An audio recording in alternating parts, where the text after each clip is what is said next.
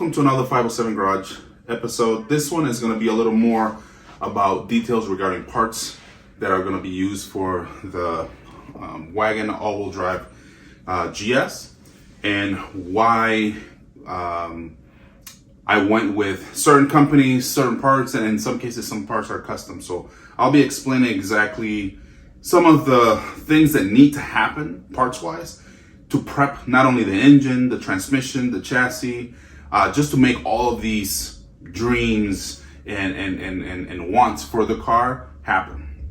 So to start off, if you guys have not heard of a company by the name of HPR, HPR makes a lot of really awesome parts for DCT and I think 8 HP types of gearboxes and many other products. I mean, I don't have their catalog in front of me, and I'm just speaking from what I remember. So I know that I'm going to be missing some things, but I ran into HPR.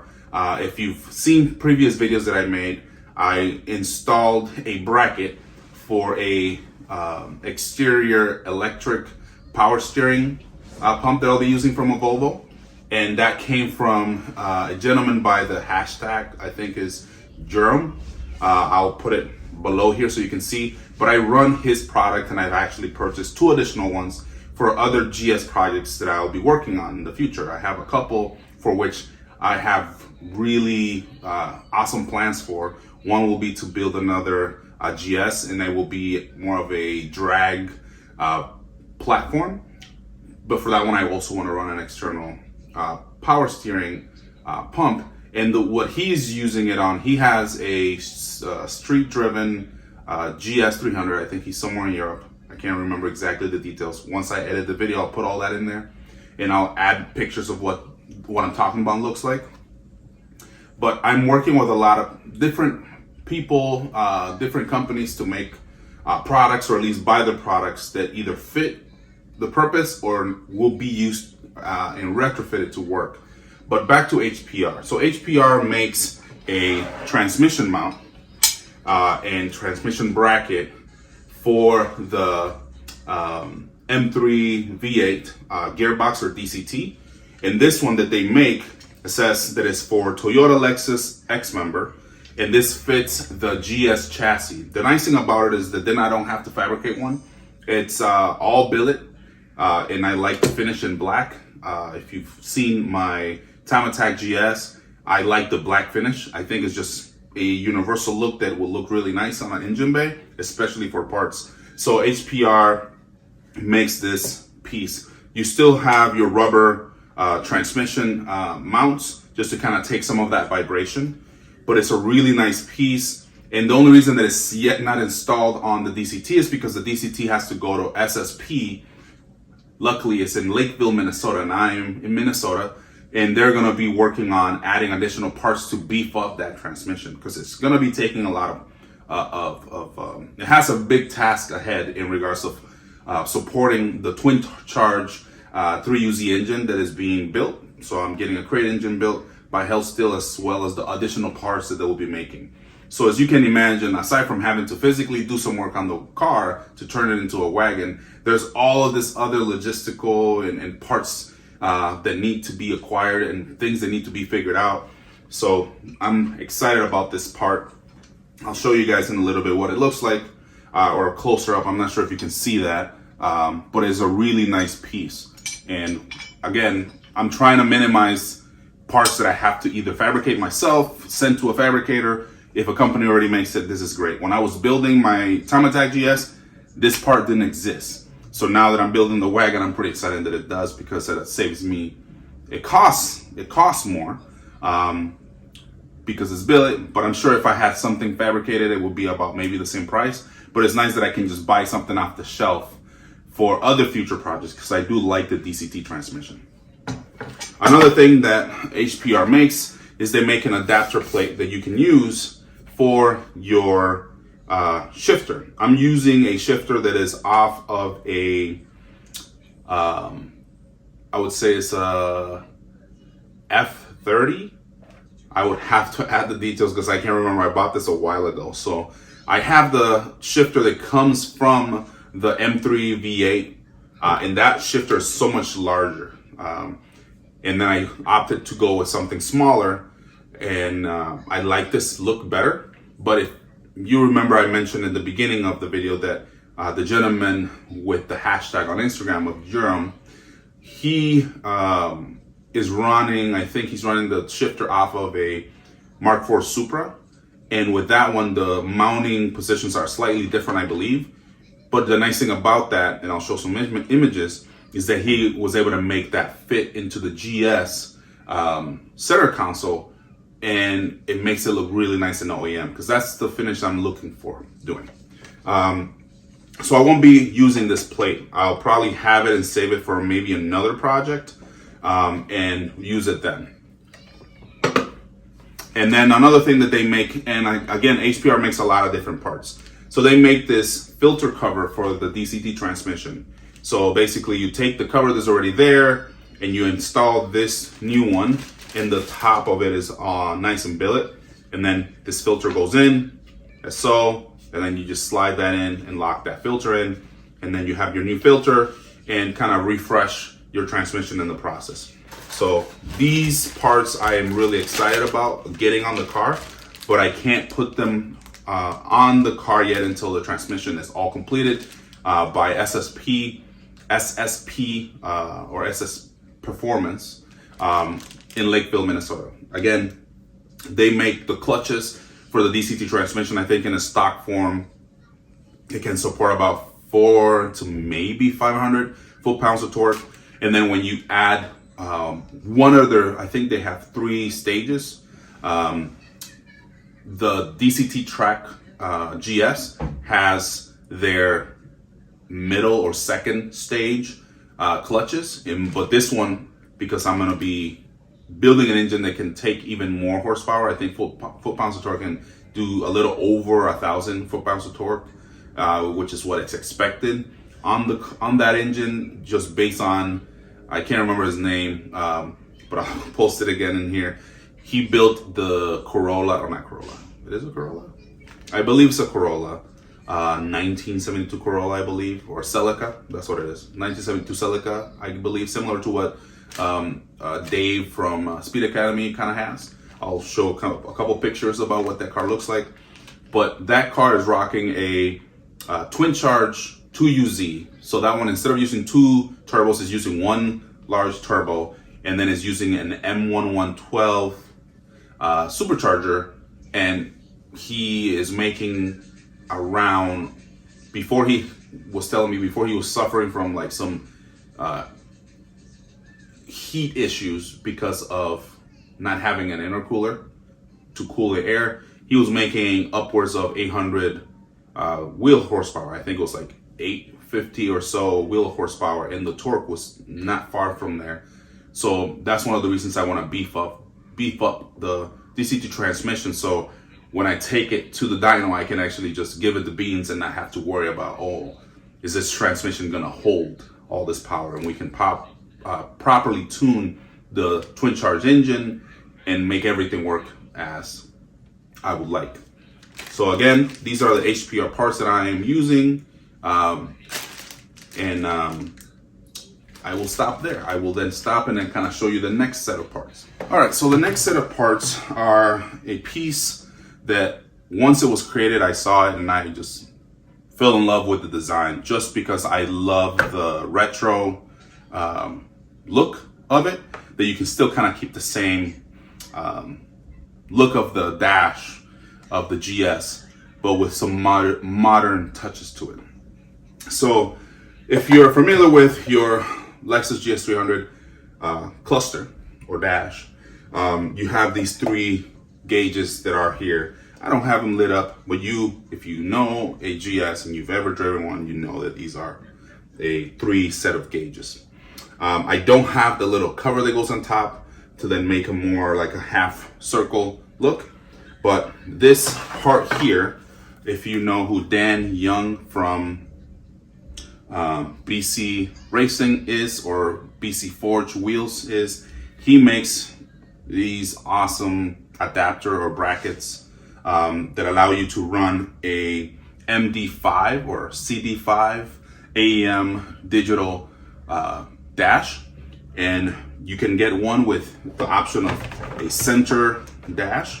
So these will be blank, and then you get a center dash, and then you have all your digital dash here with everything, and it has these holes because the dash has these lights as like rev indicators, so when you can shift. So it starts from I think it's like yellow all the way to green, or vice versa. I can't remember. I'll have to just show some pictures when I edit the video.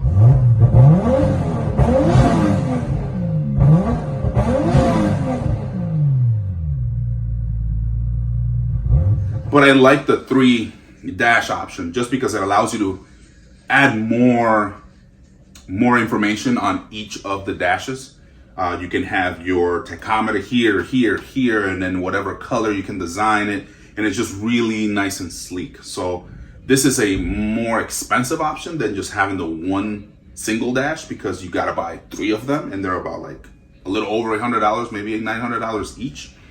But it's nice once you get everything. You can get an adapter that allows you to connect all of them. And it's all made by AEM. So in regards of a ECU or standalone, I'm trying to see if I just incorporate the dashes to a Haltech R5 ECU, and then just get the dashes and then modify what I need to. If that doesn't work, then I'll have to either go all AEM. And for the transmission control module that I'm using, that is also something that I need to figure out. I know that in their websites, I'm running a TCU or a CAN TCU performance transmission controller. Instead of on the race car, I'm running a different one. HTG, I think is what I'm running on the race car. But for this one, I'm running a different one. The main reason that I went with the CAN 2 or the CAN TCU is because the CAN TCU, you don't have to rewire the mechatronics, and I hope I'm pronouncing that right, from the DCT transmission. You don't have to reprogram that. You can leave that untouched, unharmed, and you don't have to rewire anything. You can just run the CAN TCU transmission controller unit, and it will do everything that you need to. So that's one of the reasons I went that route for the Wagon versus going with the HCG, which the race car has. And another thing that Dan from excuse me, Dan from BC Racing makes is he makes this adapter that you can then put on your shifter center console, and it's a 2-part.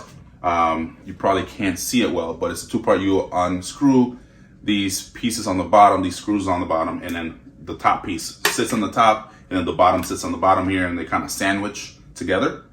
Or at least that's what I understand it as when I first saw the design.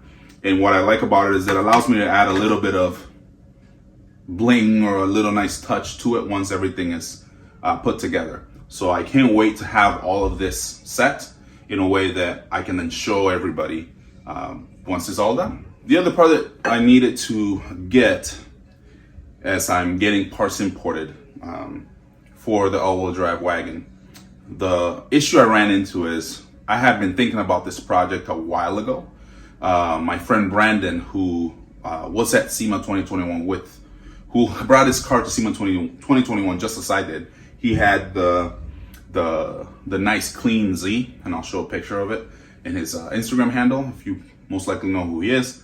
Him and I were just chit-chatting pretty much every day that we were there, and we discussed our love for wagons, station wagons, and I had told him that I had this image of this Wagon GS300. He's like, "Oh, build it." Well, it took me some time to figure out kind of the details in regards of how to do the wagon piece, and picking a car that I felt would fit the silhouette of a well-rounded wagon, as the GS is kind of a bubbly round car. So one of the things that I was looking at is, well, I wanted to do something cool with the engine, and in my research I found that Toyota had all-wheel drive setups for the 2J, 1J engines, as well as the UZ family of engines. They had a offering of all-wheel drive in those 2 engine platforms. So I started looking at where I could buy these oil pans, because the proper way to do it is that you need to replace the oil pan for the JZ and the UZ engines to make this all-wheel drive setup work, aside from the front subframe parts that you need. So one of the areas that has an abundance of these, it was Russia. Well, before they went into war with Ukraine, these parts were really cheap and easily to get. You could buy them off eBay, or at least buy them off an online dismantler page, and they would be able to ship them to you. Well, with the war of Russia and Ukraine, it becomes really, really difficult to even get these parts. So now that has kind of thrown a wrench in getting the parts. Luckily, through friends that I have, connections I have, I was able to get some of these parts. I'm still waiting for them to for them to make it to me, but the parts have been acquired. I just haven't received them in my hands. And there's a lot that I'm trying to do. I'm trying to see if I reproduce these products and make it more of like a billet kit.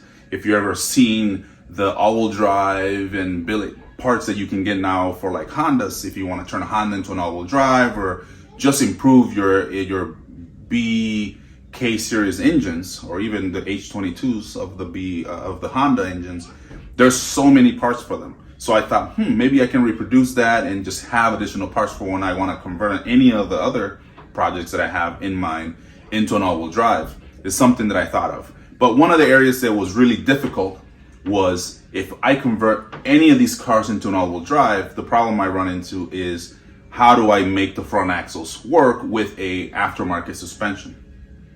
And while looking, a lot of different great companies make it, but they're all in Japan, or some of them are out in like Germany, Poland, some other areas that are really hard for me to even reach out to whoever's there. Maybe there may be a language barrier there as well. So that became kind of another difficult part about the project. And in doing some research, I realized that the type of suspension I needed a suspension coilover or air that had this weird notch on the end. Or I don't even know if you call it a notch, but it had to be designed in this way. So I didn't know of many cars that had that. So I reached out to someone I found on Instagram that made these for anybody that had any car they wanted to put a suspension, especially any Toyotas. They wanted to put a suspension like a coilover system, but then have this end on it. So he would make these so then the person could just purchase the suspension for like a Crown that wasn't all-wheel drive, but had almost the same weight as a non-all-wheel drive Crown or any of the offerings that were all-wheel drive. Even like a Altezza Gita, the suspension is pretty much the same as a regular Altezza. The only problem is that since it's all-wheel drive, this is how the front suspension looks like this. So he was making these adapters where you can basically buy an Altezza coilover, remove the back or the bottom mount, and then screw in this new one. Well, when I reached out to him finally, he no longer makes it. So that was kind of an area of struggle. Now I needed to find somebody else that could make these. I had a suspension sponsor, but they don't make any suspension for my car, and they wouldn't be able to make something like this. So as I was researching the internet, I realized that Acura, TSX or TLs, and some other Acuras, other Hondas, have suspension that comes with this on it. So as I started looking into it, I started to see that I could at least get what I needed by ordering one of those. So what I did is I ordered a cheap coilover set for a TSX off of Amazon. And when it arrived, I took this out, and you probably saw the video I posted on my social media recently, or months ago, and it works. So that what happens is that then you have the nut and the screw that go here, and they basically tighten and close this gap. So when the suspension sits, or the coilover sits in the car, let's see if it stops rolling. When the suspension sits in the car, it goes in like this, and that's how that works. And when you turn the steering wheel, it allows for this to move.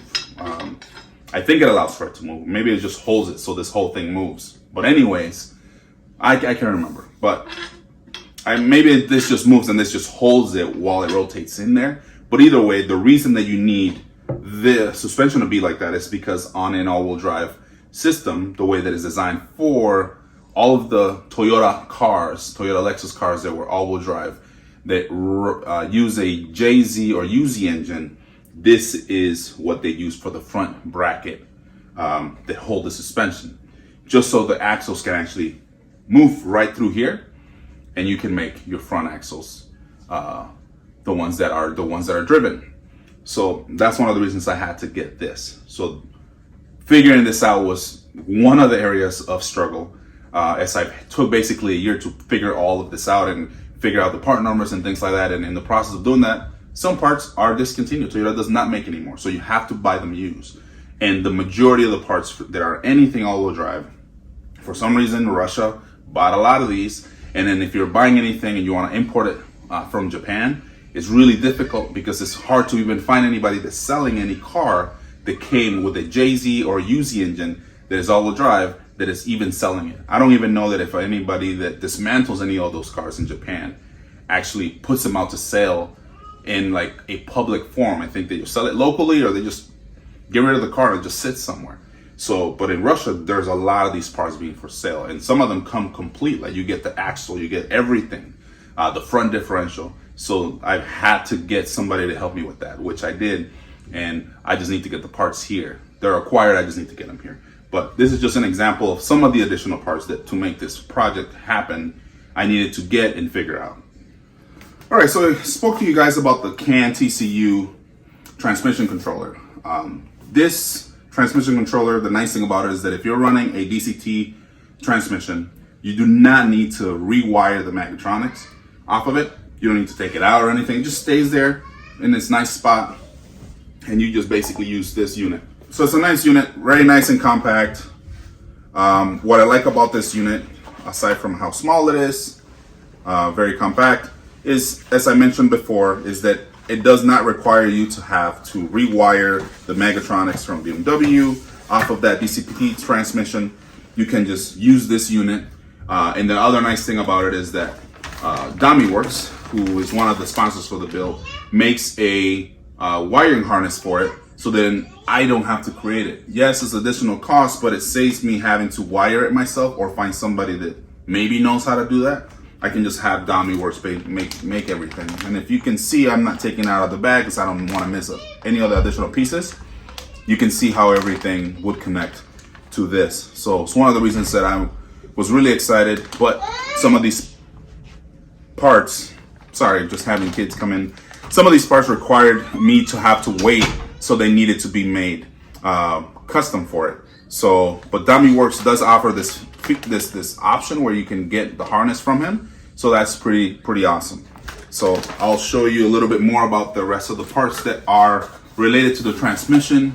The only one that I'm missing is the DCT to transfer case adapter, because I still need to pay for that one. So I haven't received it from Daniel at Domi-Works, but once I get it, I will then show you guys the unboxing and how those look.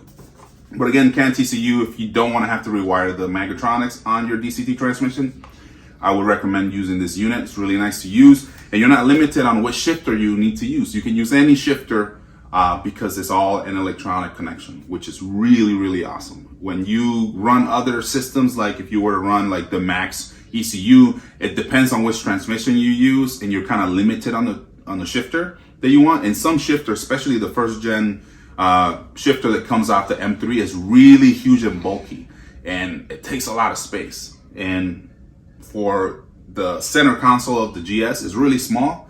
You do not, like, real estate is really limited. You want to minimize the amount of space you're taking so you don't have to trim so many pieces. And as I'm trying to make the build look very OEM, as if it came from the factory that way, these options make the job so much easier. All right, so these are the Domi-Works parts. I like their new logo. Their boxing is pretty nice, similar to other companies that really put a lot of care in the way that their products are boxed and put together before you receive them. I have already gone through this, so it's not going to be wrapped as he had it wrapped or how they had it wrapped initially. There's normally a seal here, so you open it and then you get to your parts. These are all the hardware that comes in it for the DCT transmission like covers. You have a cover that is for the oil pan. You have another cover, I think it's for the Megatronics, where that cover is located. And then I got some parts that I won't necessarily use for this project, but I will save for another DCT project on another GS. And that part is this Guibo. It's very nice, a Guibo adapter that allows you to put in a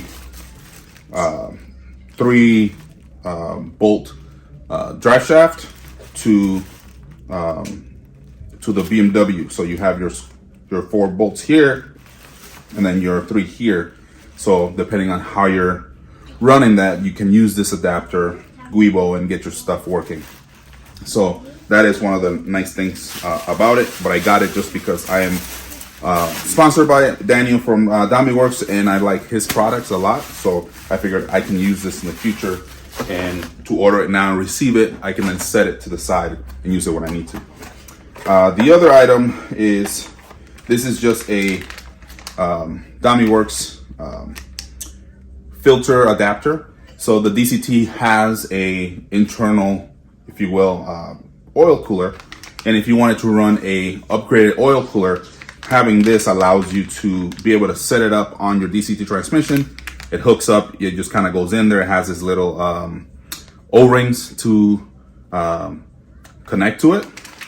And if you can see kind of in the drawing, it goes on there, and then you have your AN fittings. You put your AN fittings on there, and then you can just run your lines to a oil cooler that is not attached to the transmission. If you don't want it close to the transmission, you can just place it in another location. So that's one of the very many parts that Domi-Works makes. So I went to try to go and change as many items and take advantage of the nice parts that they make. This is the oil pan. It will go on the bottom of this transmission. So it's a nice billet piece. I haven't taken it off this cover or this plastic cover just because there's no need for it yet until I get the transmission back from SSP. This is your drain plug. It's magnetic, which is very nice for when you're replacing the oil and you want to see if there's any metal shavings or any issues with how your transmission is performing. And the fact that they just throw different areas of detail just makes me love the work and how much care they put into their product. I mean, you can kind of see more there, more of the name Domi-Works engineering there. So that's the oil pan. I'm gonna just slide this back in here. And the other item is this other cover. My DCT transmission on the race car does not have any of these items on it. So I wanted to add some pizzazz on it. And it comes with an O-ring on it. So you basically just route it and then just install it. But it's a really nice product. And again, the logo or name Domi-Works is right on the side. So another really neat product from Domi-Works. I do not have the adapter for the transfer case to hook up to the DCT, but it's made. I just need to pay for it. So I have not received it because it's not paid for yet. So that's the first box that I got from Domi-Works. And this is the second box. It's a much heavier product inside because this one has the adapter on it, and then it has the, what do you call this, sprung flywheel to take on those vibrations. So let's see if I can take it out. I think it's actually in here sealed, so I can't really take it out, but it's really heavy. I'll just leave it in here because I don't want to open it because there's no need to take it out yet. But it's really heavy. I'll show some pictures that Daniel took and had posted on his social media. I'll kind of share what that looks like. Then this is the DCT adapter, transmission adapter to the engine. And I work closely with Daniel to make this. As I started talking about building this car, and you guys heard me talking about it and posting on social media, I had actually contacted him because my race car runs the DCT adapter My race car runs the DCT adapter on it from Domi-Works, so I wanted to work with them again on the next project. So I told him what I was doing, and he's like, actually, I'm trying to build an adapter for the UZ engine, so that would work great. So I was like, well, awesome, what do you need? And in that process, if you guys remember, I bought a 3D scanner, and me scanning everything that I possibly could has helped not only Daniel be able to make some of these products, it also helped for him to be able to confirm the ATC 300 transfer case adapter to the DCT transmission. So I'm really excited that I was able to partner with one of my sponsors and be able to help confirm certain things to make certain parts that I need for the project. So I'll put this back in here. Here's the box that has all the hardware, like the nuts and bolts that you need to be able to hook this up to the engine. So I'll basically take those back out and put them to the side again. All right, so hopefully this video, let me move this a little bit. So hopefully this video has explained a little bit in regards of what happens when you're trying to build something that has never been made or built, and you have to get a lot of custom parts. It's a little frustrating, nerve-wracking. There's a lot of ups and downs that come from it. For me, the ups are, of course, when the parts can be made, but the biggest up is when a company is willing to support the project. A company like Domi-Works is willing to, hear my crazy idea, and they say, yeah, I can help you with that. And all I need to then say is, what do you need from me? And they tell me what they need. And one of the biggest things is it was the 3D scanning that they needed, and that's why I ended up getting the Einstar scanner that I got, which has worked wonders for this project. I've been able to scan a lot of things that companies that are not in the US, because for some reason I haven't found a lot of companies in the US that will be able to work with me, because I am building something that's one-off.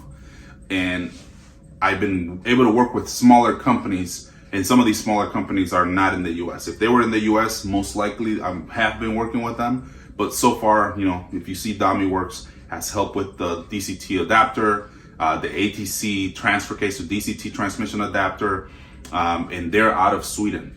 HellSteel, which is another great company. I think they are in Poland. I could have that wrong, but I believe they're in Poland. And they have been so instrumental in this project. A lot of the things that they are working on and helping me with would make it impossible for me to do if I didn't have their help and support. From the parts that I'm getting for the all-wheel drive system, which means like the front axles, the front differential for moving the front wheels, and the oil pan that I need, because the oil pan has a weird design where the axles pass through it, so you can have your front wheels driving the car. HellSteel has been awesome and so helpful in that, and it's really nice to get that support. The other company that has been phenomenal as well is Elate Manufacturing. As you know, they make the adapter for the supercharger kits and things like that. So Travis from Elate has been great. He has provided a lot of information and educated me a lot on supercharging, cooling, and all of those things, so that I can prepare. And I ask for all of these companies that support me and help me in regards of advice. Well, what do you think I need to do for this and this and this? And they then give me suggestions. Well, if you're going to be building the car in this way, you need to also keep in mind what the results will be, or how the car will handle heat, and how it will handle the charged air and things like that. So Travis has been a ton of help, and every time that I have a suggestion or a question, I reach out to him, and he's been really helpful and instrumental in this project as well. So, and Travis from Elate, they're out in Australia. So just to realize that's another international company that has been willing to help. The other company has been also great. Another international company that is also in Sweden is Nuke Performance. And they are also very instrumental in this project, because they're helping with all of the fueling. If you saw my race car GS, it rocks the Nuke Performance air air jack system. So this wagon is also going to be on air jacks, because who does not like air jacks? It's so freaking nice to have an air jack when you need to do work. You don't always have to bring the car, jack it up, or put it on a 2-post lift. If you need to do something really quick, especially at the track, even though this car's not going to be tracked, I plan to have in this car along with a race car and do a couple photo shoots of them. Maybe do something similar to like a this versus that, to just kind of show the differences between the two cars and see how they stack up against each other. So I can't wait until that happens. And then other companies that I have worked with here locally in the US, SSPerformance. I have also Southbay Injectors. I think that is the name now. I'm confusing if it is, but Southbay Injectors has been very supportive. They supported the race car GS, and they're supporting this build. CompTurbo, in regards to supplying the twin turbos that I'm going to be using, similar size to what I ran on the race car, or what I have on the race car. Is just going to be 2 of them instead of 1. Also, RaceandTuners, Thomas from RaceandTuners has been very instrumental, as well as connecting me with people and just being there and supporting the project, and just having another person on my corner. So I can't thank the sponsors and the supporters enough. And then other friends that are in the car community, like Altered Intent, has been very helpful too. I mean, I work with him, and we kind of met online years back before my race car was even finished. And then he was able to be there with me when I brought the race car to SEMA 2021. So I'm still working with him. As you know, him and I went in together to basically buy one car and then split the car. So I got the top half of the wagon. He has the remainder of the car. So if you haven't followed his project, you should look into it. He's basically doing a body swap from I think a Bel Air to the E61 chassis. So that is also pretty sweet, because the E61 is basically it's a 335 engine, or not 335 engine, an N54 engine, twin turbo engine, and the car is all-wheel drive. So then he has all-wheel drive already in the system, twin turbo, inline 6, like, should be a really awesome project. And we drove it around my neighborhood here, and the thing is really fun. So if you haven't really checked his project or what he's doing, you should really check it out. I'm trying to make sure I don't forget any other sponsor and supporter for the build. But if I do, I will put some credits at the end of the video to basically thank everybody that has been supportive, and everybody that has backed me from the early stages, early beginnings of me working on my race car. So I'm hoping to have then the 2 cars at SEMA at some point to kind of then show, hey, this is a crazy race car and this is a crazy street wagon. So I'm really excited for that. And again, thank you all for your support. I know that I haven't really posted much. There's been a lot of things that I've been going through, and some of them I can't really speak to. Not because I can, it's just I choose not to. But, you know, depression is really real. So for folks that are going through something or experiencing some type of loss or some type of battle, and are experiencing some mental health issues, I would say get help. Get your support system in line and get some people that are right there for you, because that really helps in tough times. So for me, I've gone through all of that, and it takes away the love for cars, because you're so impacted by what's going on. And then for those that know, they know what I'm dealing with, and the only reason that it's not made public is because it's just not necessary right now. It's just not a thing that I can speak publicly about yet. When I can, I'd be excited to share. There's so much information and detail that I have to show it. So I can't wait until that time comes. But for now, until everything that I need done is done, I will be able to share that. So I hope you guys understand and get the help you need if you need the help. Before, I didn't believe in what depression was. I thought that was something silly. But once you experience it, then you'll completely understand how it can really sabotage not only your drive, your mood, your emotions, the goals that you have. And then sometimes it can really shift where you may want to go after. You may have this goal and you said you wanted to do this, but that comes in and it can really shift how you think and feel now. So for me, it took some time. It basically killed my excitement for being a car enthusiast. It just took that out, and slowly I'm gaining it back. So I appreciate the support and the patience. I know that other channels, other influencers, they just post more consistently, and I'm trying to do the same. And as you see, I have children, I have a family, I have to work, and those other responsibilities sometimes leave me tired. And I do all of my video recording, all of my video editing, all of the things that you see me post, I do that all on my own, on top of all the responsibilities that I have.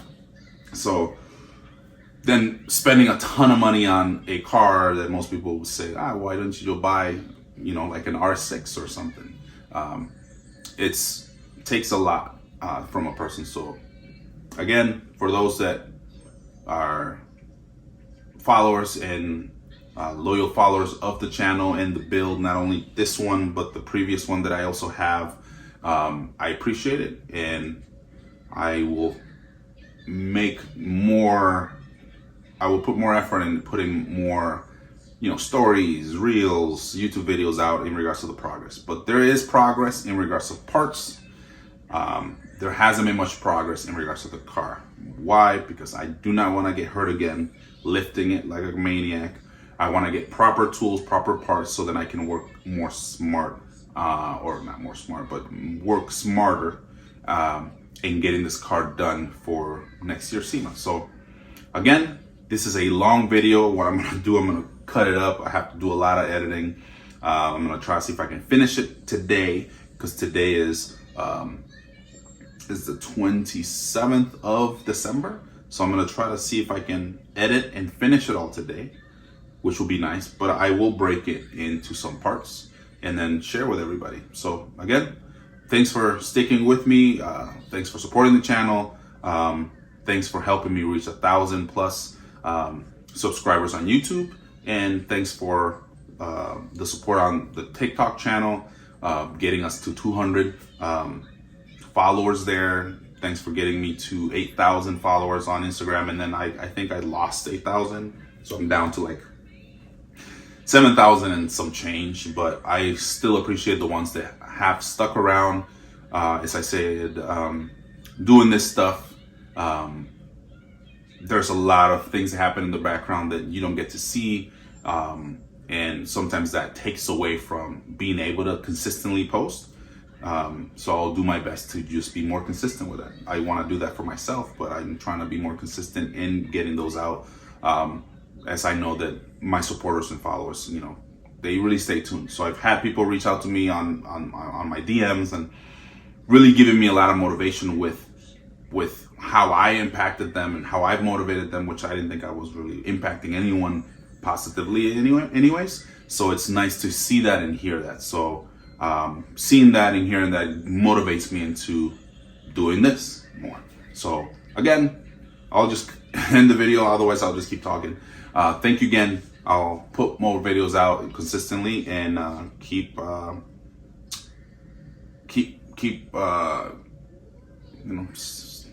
I don't even know what to say. I just say, I hope everybody had a great Christmas, and hopefully a new year is all positive for everybody. And we'll see you on the next video. I'll just try to make at least once a week or once every 2 weeks. So I'm just kind of building trying to build a routine. Once I have a great routine down, that would help with being consistent. So that's what I'm working on. So stay tuned, and we'll see you on the next video.